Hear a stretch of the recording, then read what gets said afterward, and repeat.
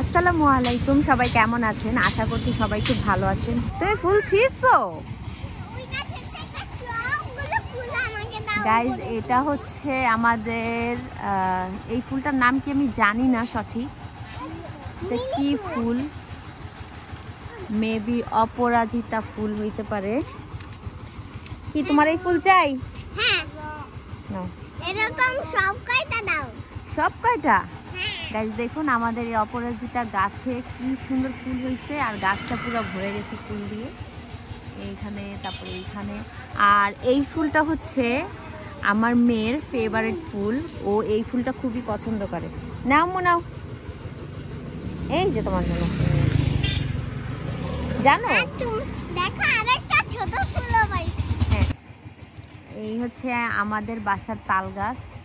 এই তাল গাছটা যখন ছিল তখন হচ্ছে আমি আমার শ্বশুরকে বলছিলাম এই তাল গাছটা কেটে ফেলতে, কারণ তাল গাছে নাকি মানে খারাপ জিনিস থাকে, তো তার জন্য।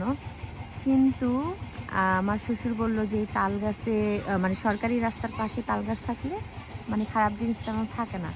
তো এই বছর আমাদের এই তাল গাছে ছোট ছোট তাল হয়েছিল, সেই তালগুলো হচ্ছে খাওয়ার মতো ছিল না, আপনা আপনি পড়ে গেছে। তো আল্লাহ যদি বাঁচিয়ে রাখে তাহলে সামনের বছর আমাদের এই তাল গাছ থেকে তাল খেতে পারবো। আর আমাদের আরেকটা জমি আছে, সেইখান থেকে আমরা হচ্ছে কালকে কিছু তাল নিয়ে আসছি, আর সেই তাল দিয়ে আজকে হচ্ছে তালের বড়া বানাবো। তো সেটা আপনাদের সাথে শেয়ার করব যে কিভাবে সেই তালের বড়াটা বানাই, তালটা কেটে প্রসেসিং করা সব কিছু আপনাদের সাথে শেয়ার করব। তো চলুন গাইস, আজকে আপনাদের সাথে শেয়ার করি কিভাবে হচ্ছে আমরা সেই তালের বড়াটা বানাই।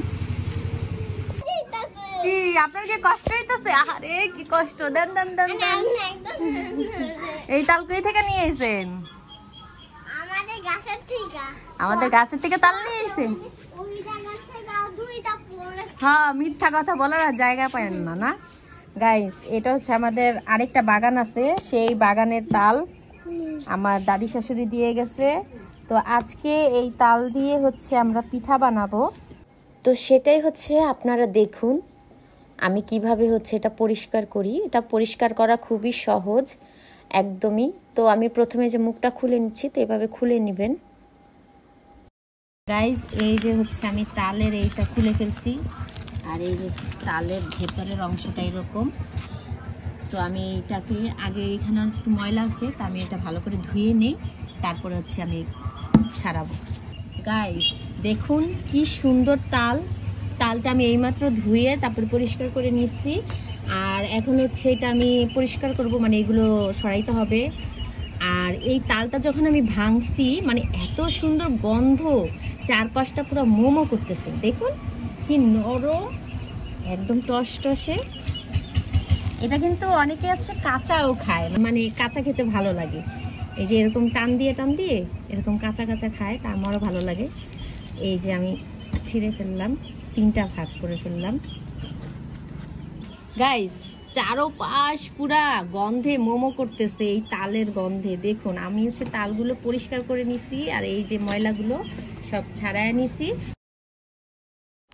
তো আমি এখানে একটা ছাঁকনি নিছি, তো ছাঁকনির ভেতরে আমি এই তালটা মানে চিপে চিপে রসটা বের করার চেষ্টা করছিলাম, কিন্তু আমি পারতেছিলাম না, অনেক চেষ্টা করতেছিলাম। পরবর্তীতে আমি কি করলাম, হাতটা তো আমি আগেই ভালো করে ধুয়ে নিছি, তারপরে হচ্ছে একটা পাত্র নিছি, আর সেই পাত্রের ভেতরে আমি হচ্ছে এই তালটা নিছি।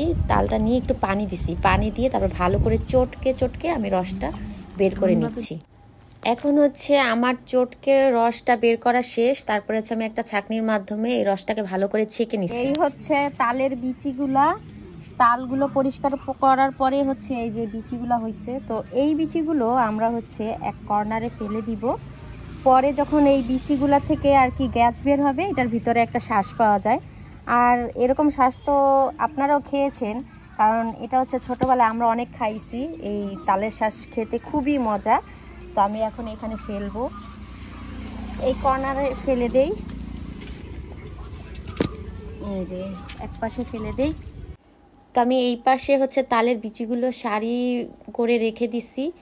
তো এখান থেকে যখন গ্যাস বের হবে তখন ভেতরে একটা শ্বাস হবে, সেই শ্বাসটা হচ্ছে খাওয়া যায়, সেটাই আমরা খাবো। আর এখানে হচ্ছে সেই রসটা আমি ভালো করে জাল করে নিচ্ছি। আর যখন ওই যে বলক আসবে উপরে ফেনাটা ফেলে দিতে হবে, তো আমি ফেলে দিছি। আর এই যে আমার সেই রসটা, আর এটা জাল দিতে দিতে একদম ঘন হয়ে গেছে। দেখুন গাইস, একদম ঘন, এইরকম অবস্থায় নামাইতে হবে।